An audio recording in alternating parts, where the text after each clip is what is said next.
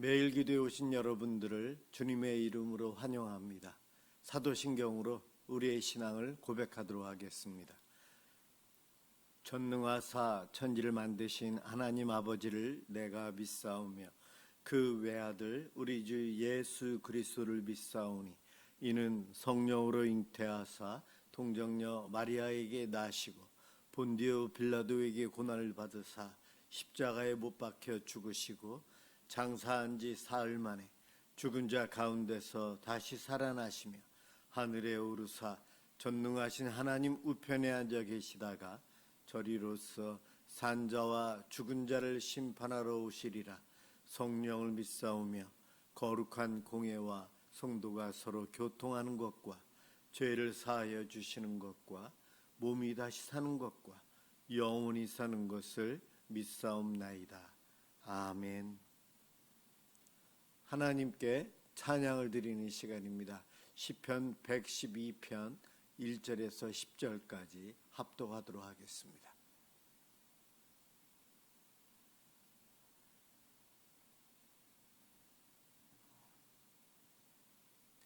시편 112편 1절에서 10절입니다. 1절부터 시작합니다. 할렐루야. 여호와를 경외하며 그의 계명을 크게 즐거워하는 자는 복이 있도다. 그의 후손이 땅에서 강성하며 정직한 자들의 후손에게 복이 있으리로다. 부와 재물이 그의 집에 있으며 그의 공의가 영구히 서 있으리로다. 정직한 자들에게는 흑암 중에 빛이 일어나나니 그는 자유롭고 긍휼이 많으며 의로운 이로다. 은혜를 베풀며 꾸어주는 자는 잘 되나니 그 일을 정의로 행하리로다. 그는 영원히 흔들리지 아니하며 의인은 영원히 기억되리로다. 그는 흉한 소문을 두려워하지 아니하며 여호와를 의뢰하고 그의 마음을 굳게 정하였도다. 그의 마음이 견고하여 무서워하지 아니할 것이라. 그의 대적들이 받는 보응을 마침내 보리로다.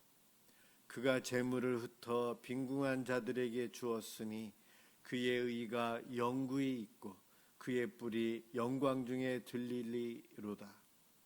악인은 이를 보고 한탄하여 이를 갈면서 소멸되리니 악인들의 욕망은 사라지리로다. 아멘. 오늘 함께 은혜 받을 말씀 여호수아 22장 10절에서 12절을 보도록 하겠습니다.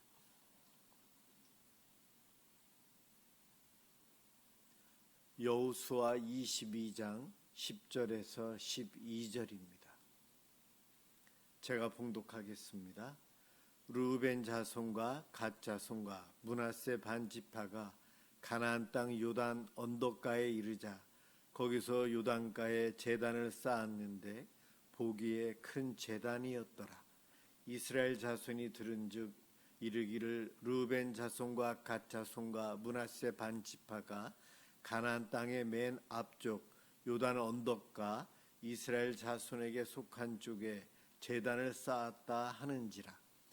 이스라엘 자손이 이를 듣자 곧 이스라엘 자손의 온 회중이 실로에 모여서 그들과 싸우러 가려 하니라.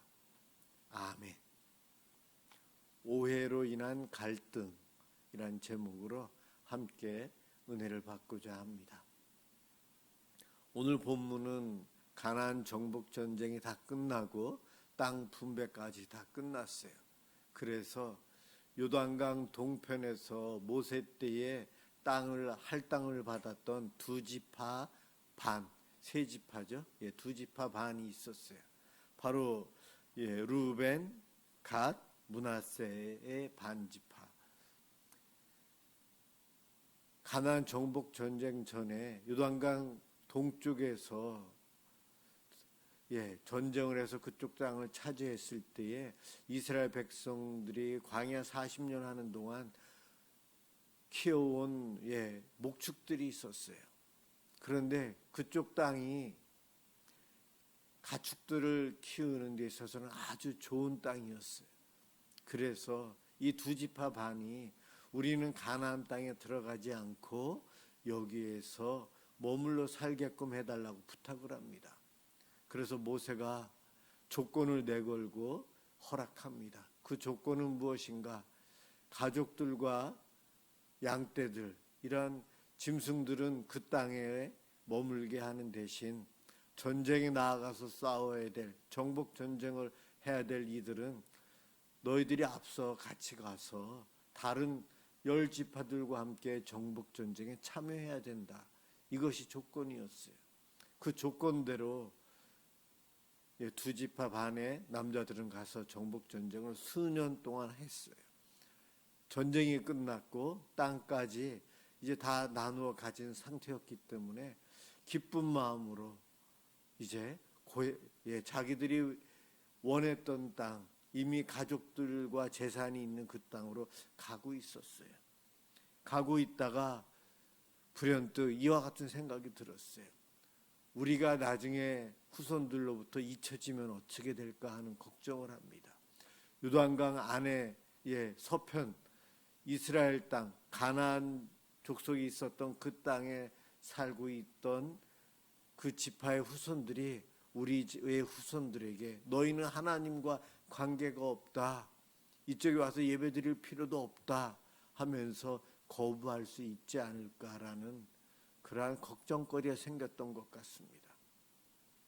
제가 상상해 볼 때에 2지파 반이 요단강을 건너기 전에 그와 같은 걱정이 생겨서 그냥 갑작스럽게 무엇인가를 기호로 삼는 것을 남겨둬야 되겠다라는 생각을 하고 그 요단강가에다가 돌로 큰 제단을 쌓습니다.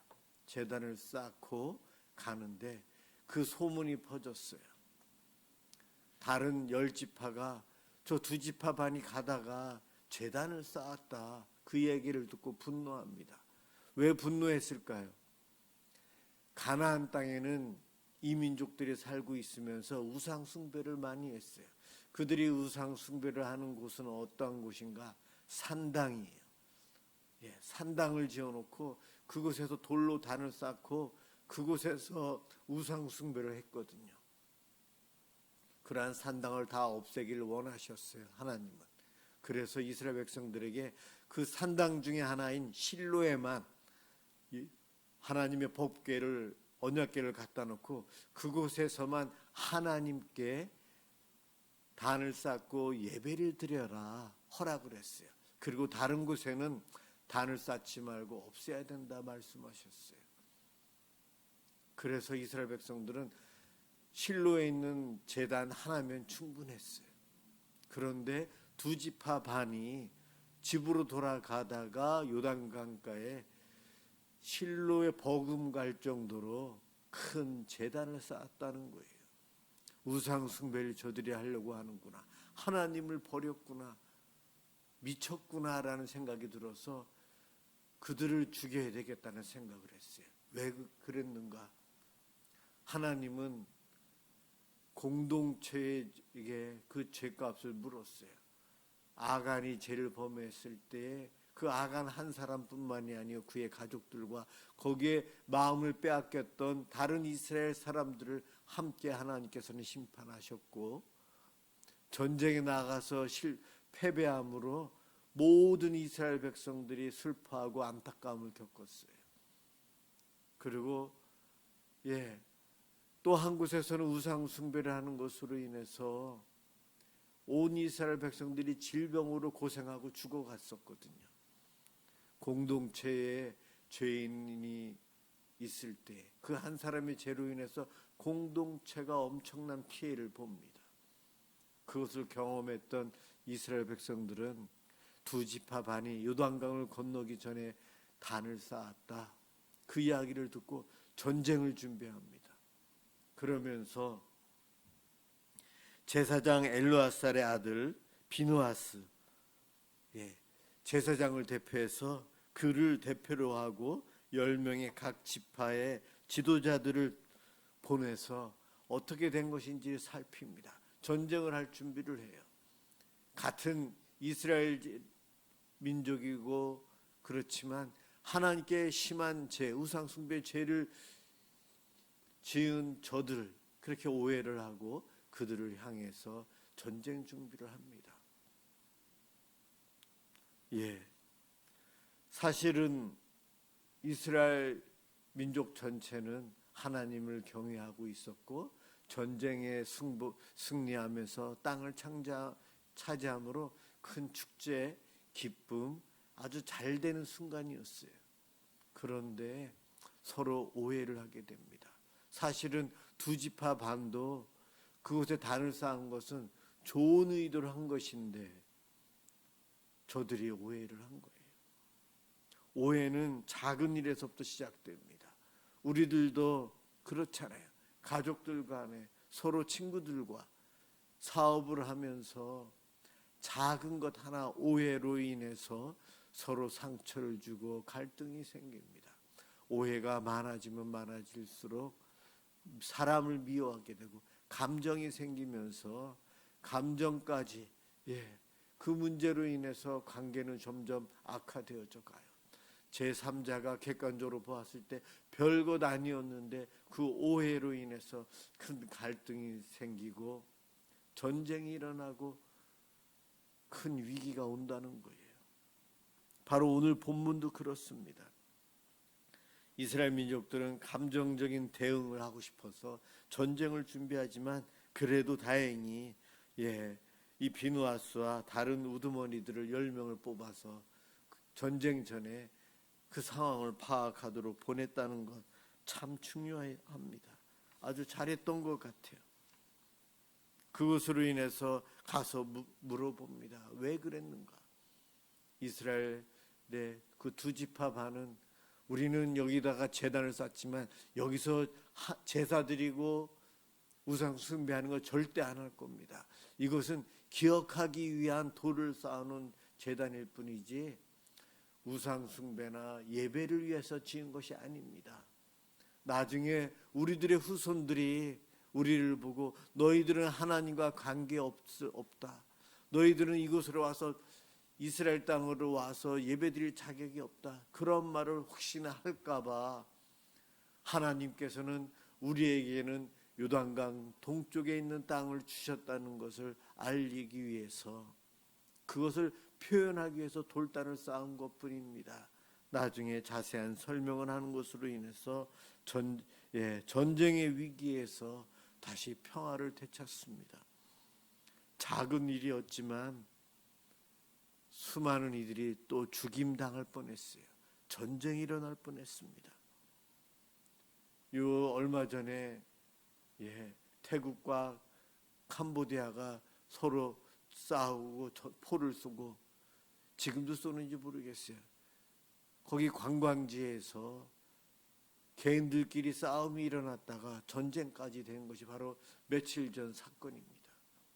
곰고 골문 앙숙적인 관계, 땅의 국경선 때문에 그런 문제가 있었지만 한 사람, 두 사람, 몇몇 사람들의 감정이 욱해가지고 싸움이 나라의 전쟁까지 되어버렸어요. 이러한 일들, 갈등, 분쟁, 감정의 이런 안 좋은 표현 이런 것들로 인해서 공동체 하나됨에 위기가 오고 아픔이 옵니다. 이것을 우리는 조심해야 돼요.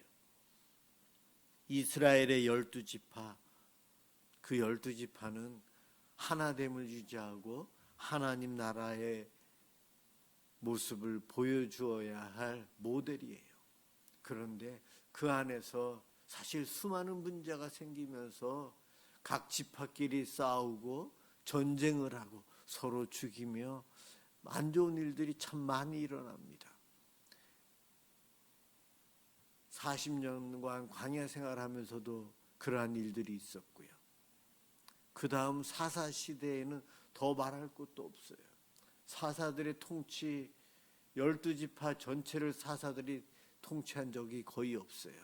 한두 부족 정도, 한두 지파만 리더십이 발휘될 정도고 다른 지파들은 그 리더십, 사사들의 리더십을 인정하지 않았어요. 그 정도로 서로 갈라지고 아픔이 생겨요. 가까이 지내다 보면 더 친해져야 되는데 국경선 문제로 인해서 작은 이득과 손해로 인해서 감정이 점점 쌓이면서 분쟁이 일어납니다. 이러한 일들이 성경에 나와 있고 저와 여러분이 살아가는 삶의 현장에서, 가정에서 일어납니다. 이럴 때 우리가 해야 될 방법, 감정을 자제해야 되는데 참 안 됩니다.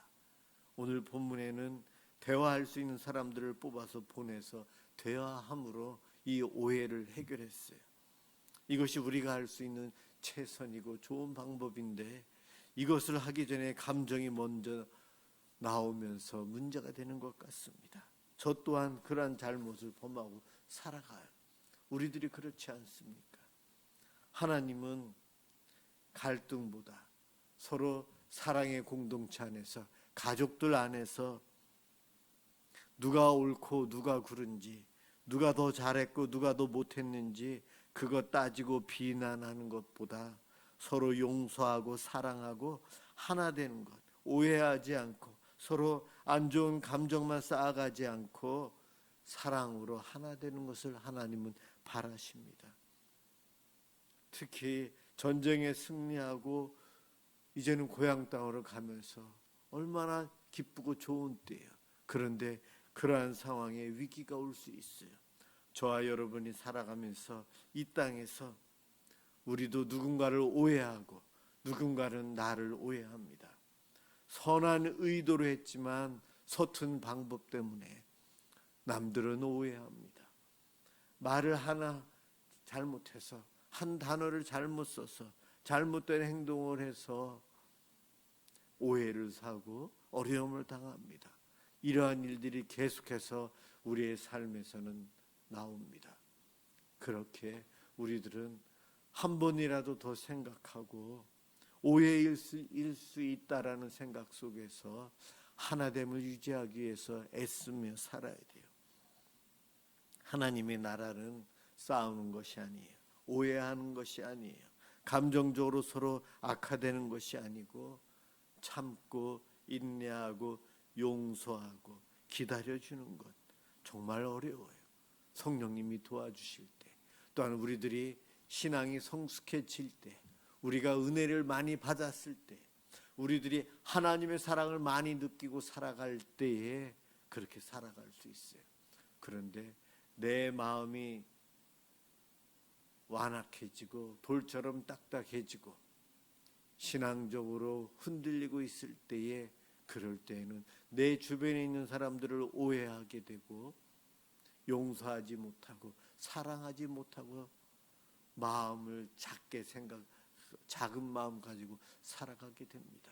그 이야기는 누군가의 잘못도 있지만 그 이전에 나의 신앙 상태, 나의 은혜의 정도, 내가 얼마만큼 은혜를 느끼고 살아가느냐, 그거에 따라서 결과가 달라질 수 있다는 거예요.